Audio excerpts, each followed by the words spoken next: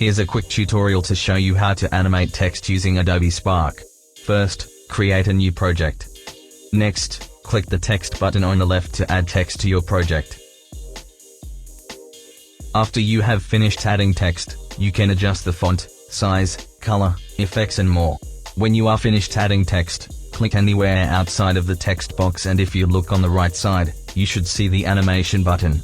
Click the animation button and a menu will open on the right side with several text animation options.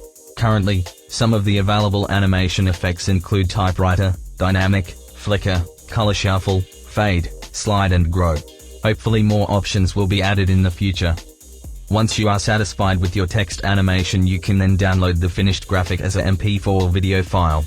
You can then post this file to Twitter, Facebook or other social media platforms, or add it to part of a YouTube video if you like.